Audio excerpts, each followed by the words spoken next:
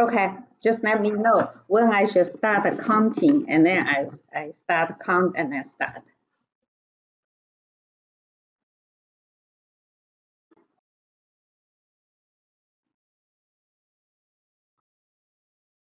Okay.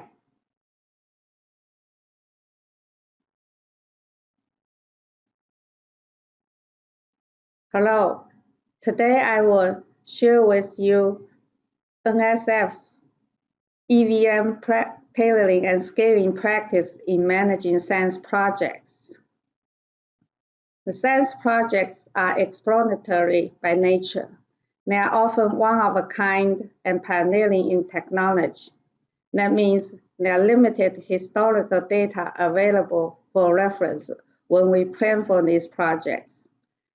These projects also require extremely specialized technical expertise to carry out the project activities. Big science projects often involve large science collaborations. The large number of collaborating institutions in the project team means the project needs to manage a very complex schedule and technical interfaces.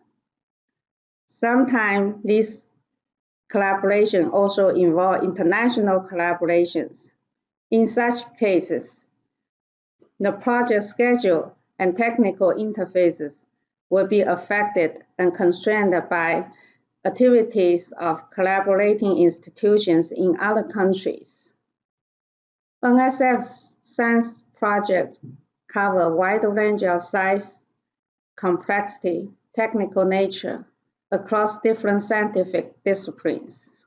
When managing these projects, we need to tailor and scale EVMS to suit the unique characteristics of each project in order to truly benefit from EVM methodology. Therefore, NSF's management process and guidelines emphasize tailoring and scaling of EVM based on each project's unique aspects. Before I start to discuss examples of projects in NSF, let me first explain to you NSF's definition on EVM tailoring and scaling. At NSF, EVM tailoring means we address all of the 32 EIA 748 guidelines, but make adjustment in the application of guidelines to fit the project's characteristics. NSF also established guidelines for EVM scaling for smaller or less complex projects. NSF's EVM scaling focuses on the 7 basic EVM principles and implement a subset of the 32 guidelines that are essential for management and oversight. The 7 basic principles of EVMS can be summarized as follows. 1. Plan all the work. 2. Break down the work scope into finite pieces. Use work breakdown structure to organize the project and assign a responsible person or organization for each WBS element. 3. Integrate the work scope, schedule, and cost into a performance measurement baseline and control the change to the baseline. 4. Record the actual cost and work progress. 5.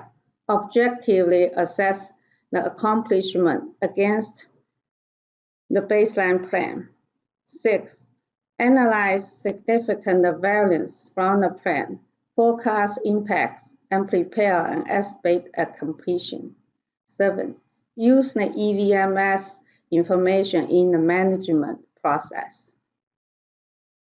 NSF established the scaled EVM based on the consideration that the smaller projects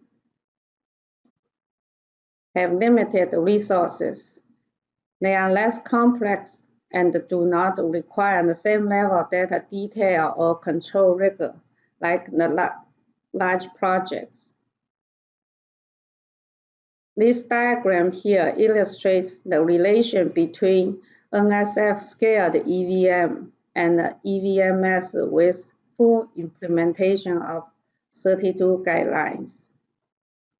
The scaled EVM reduces the administrative burden and makes EVM more accessible to a wider range of projects. It allows projects to use EVM as a beneficial tool in project planning, performance management, and risk control. At NSF, the EVM tailoring practice includes 3 key aspects. The first one is NSF established a process for parallel development of the project baseline and EVMS. The development process includes a series of independent project reviews. The second is NSF performs EVMS verification and acceptance for the project. We do not do EVM certification for an organization. So, the third, NSF conducts the EVMS surveillance concurrently with technical progress reviews. The EVMS review team can obtain input from the technical experts in the review. The baseline and EVMS development process is an iterative process with input from the external review panels. The review panels consist of the leading scientific and technical experts for each subsystem of the proposed project and EVMS experts. The panel review is a joint evaluation of the project by technical experts and EVMS experts. The panel evaluates the project's science case, technical approach, cost and schedule estimates, and the EVMS framework.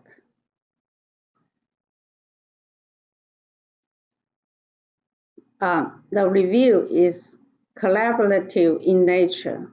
The panel provides constructive feedback to the project, and the review report serves as basis for NSF's guidance to the project. This diagram here illustrates the baseline and EVMS development process for major facilities projects at NSF. It includes 3 development phases: the conceptual design phase, the preliminary design phase, and the final design phase. At the end of each development phase, there's a stage gate review. Successfully passing the stage gate review is a prerequisite for the project to proceed to the next development stage. During the conceptual design phase, the project develops the overall scope, defines the high-level WBS, and the system functional requirements. The project also comes up with a rough estimate of schedule and cost. After successfully passing a conceptual design review, the project incorporates the review recommendations and proceed to the preliminary design stage. During the preliminary design phase, the project developed more detailed scope, establish detailed WBS, starts prototype work, develop more detailed design with bottom-up cost and schedule estimate for each WBS.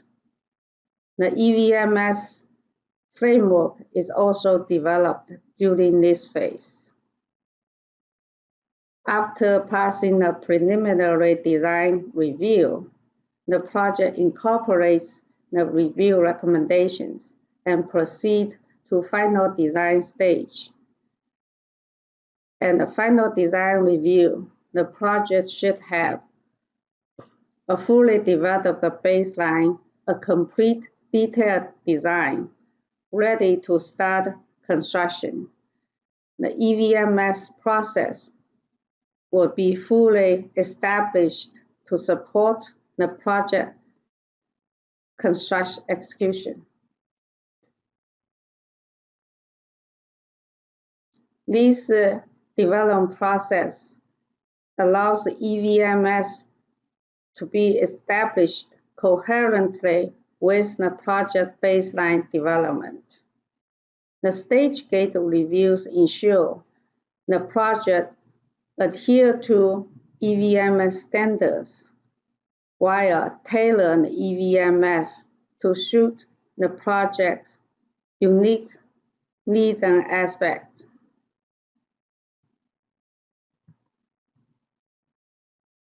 The baseline development and EVMS development process for mid-scale projects has a shortened development cycle.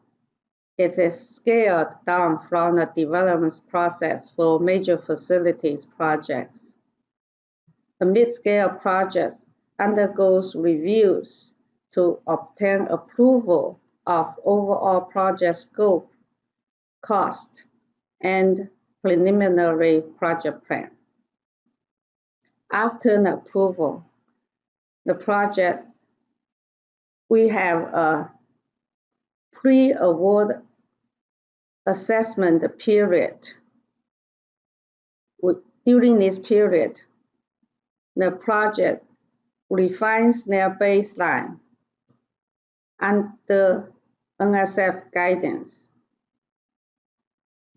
The process is also iterative and can go through several refinement and discussion cycle before the award is made.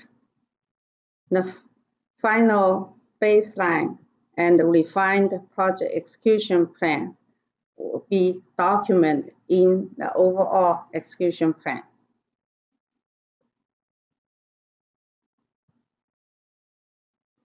NSF recognizes that the full implementation of 32 guidelines for mid-scale project will add unnecessary burden. Therefore, NSF developed a scaled EVM practice guide to support mid-scale project to use EVM as a management tool. NSF scaled EVM practice guide include 4 process areas. 1. Defining and organizing the project. 2. Establishing project cost, schedule, and contingencies. 3. Progress and performance monitoring. 4. Management, analysis, and control. NSF scaled EVM apply 18 EVMS guidelines that directly support the 4 process areas. NSF only require formal EVMS acceptance for major facilities projects and does not require formal EVMS acceptance for mid-scale projects. For mid-scale projects, NSF conducts assistance reviews to guide the project to use scale the EVM as a tool and optimize the benefits.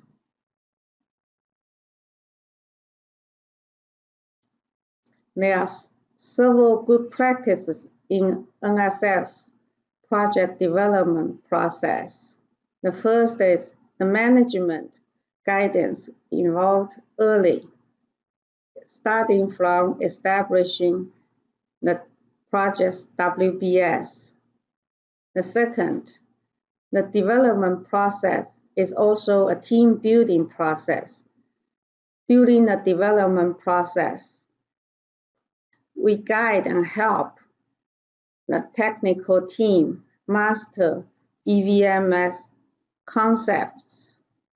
At the meantime, the reviewers also learn about the project's technical work and provide constructive recommendations to the projects. As a result, the input and evaluation of the project are from people who understand the project, and the technical team learned to adopt EVM methodology for project execution.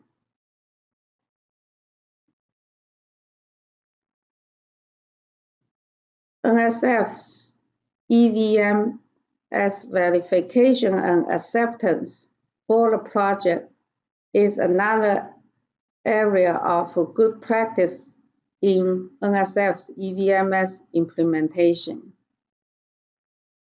Because we do verification and acceptance for the project instead of for the whole organization, we are able to tailor the application of EVM as guidelines for the project to fit the project's unique aspects. The EVMS verification review focuses on the project's process for generating reliable and timely performance data. The EVMS review is also a collaborative and iterative process for projects. The review team provides guidance on EVMS based on the project team's EV maturity level. The project's EVMS can evolve from not accepted to conditional acceptance, and finally to full acceptance. Our technical team have highly specialized technical expertise that are very difficult to replace. Therefore, it is not constructive and not beneficial either to simply reject a project team because they do not have good EVMS. We need to guide and nurture our project team to follow the EVMS guidelines in order to ensure success in our science projects. After a project starts construction, NSF conducts EVMS surveillance. The EVMS surveillance is done concurrently with the technical progress reviews. During the such surveillance review, the EVMS team can receive input from technical experts to give independent verification for the project's EV data. This way, NSF will have confidence in the use of EVM data for agency oversight. Next, I will show you a few examples of EVM tailoring and scaling in managing science projects at NSF.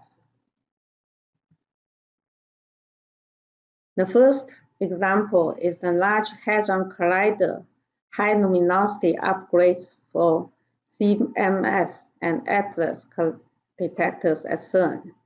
These are large projects with international collaborations.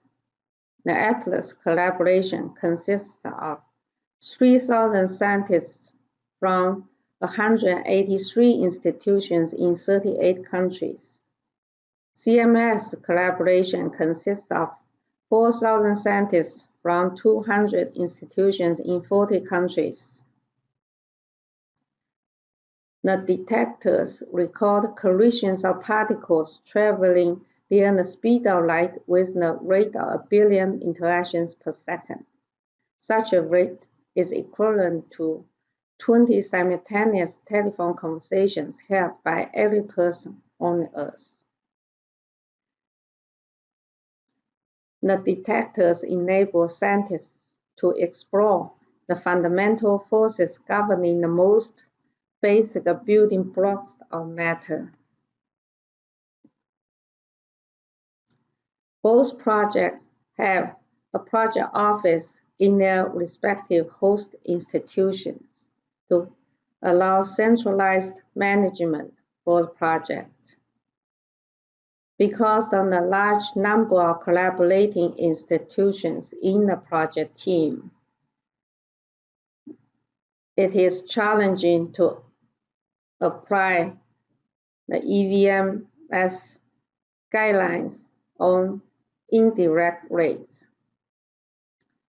Each institution has its own indirect rate structure, and the indirect rate structure is not determined by the project. Indirect rates also differ in different institutions.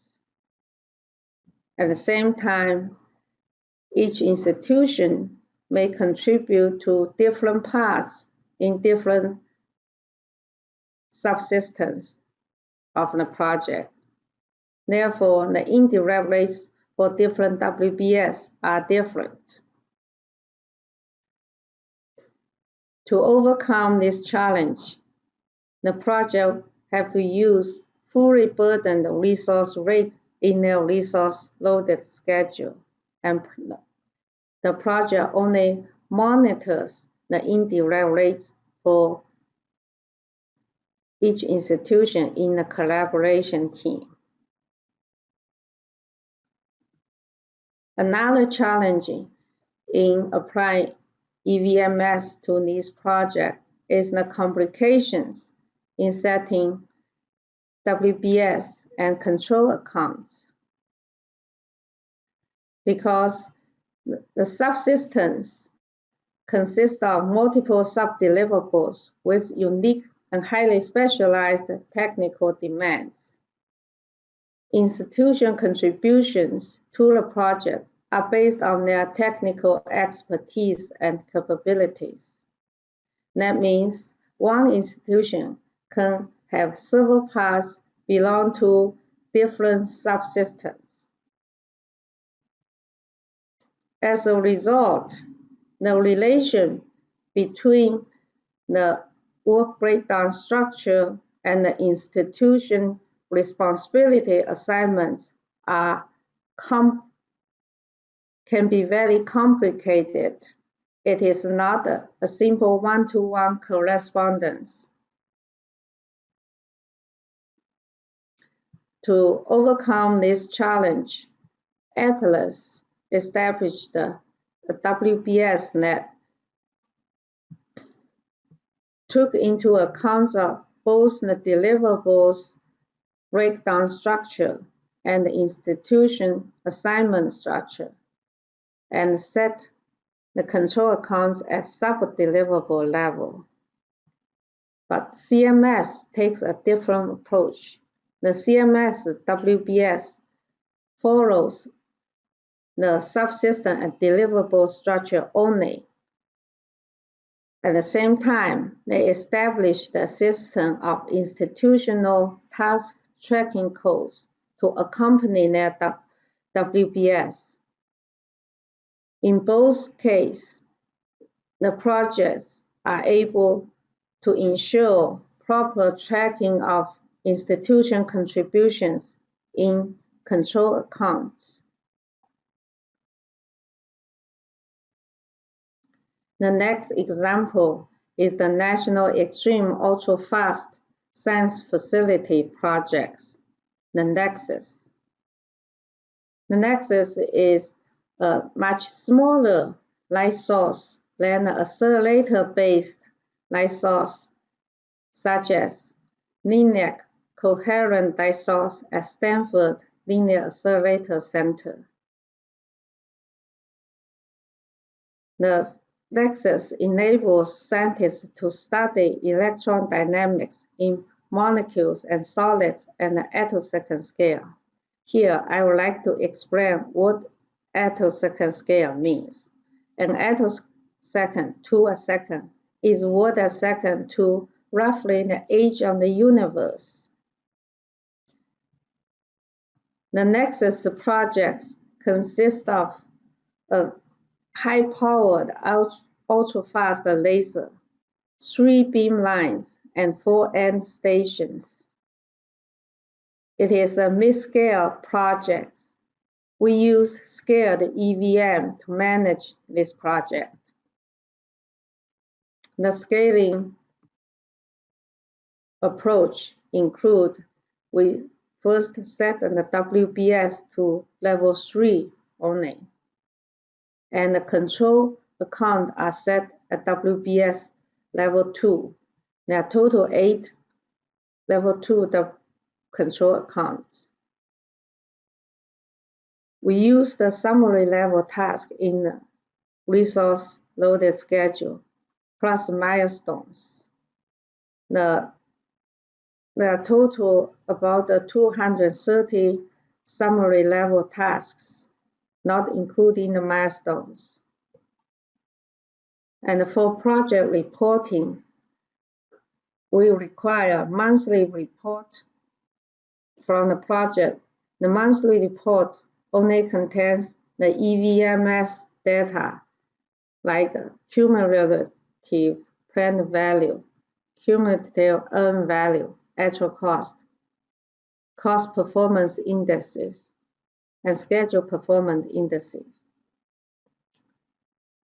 For quarterly report, we require the report contains narratives on technical progress and emerging issues with updates of project risks, in addition to the EVM data. Then annually, we will hold external panel review on the project. The variance analysis is required when there's 10% or more deviation from the baseline for each level 2 WBS. The project documentation includes project execution plan, risk register, the baseline documents, change log.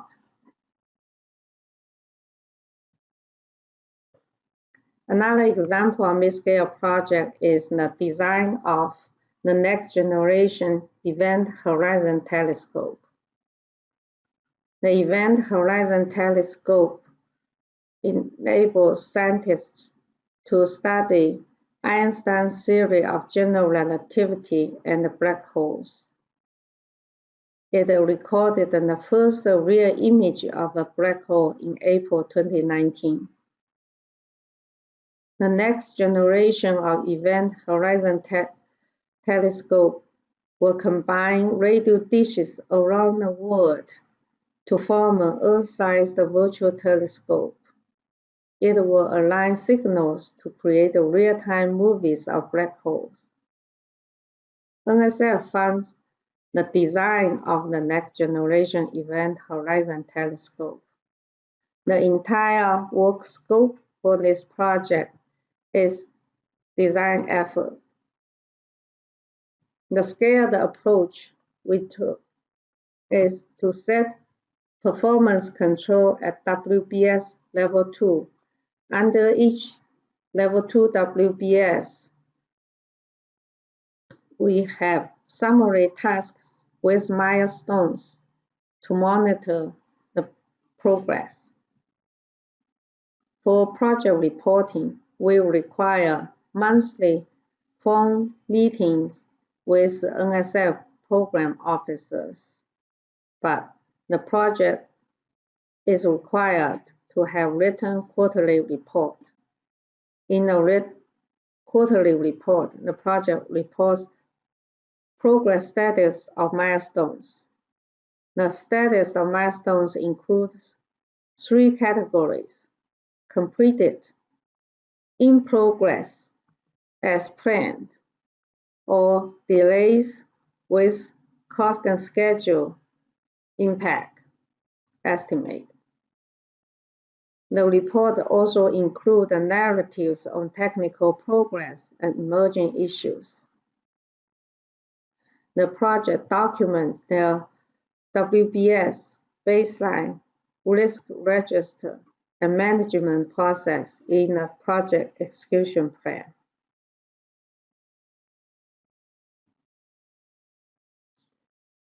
Through this discussion, I hope I have showed you that EVM tailoring and scaling are important when using EVMS in managing science projects.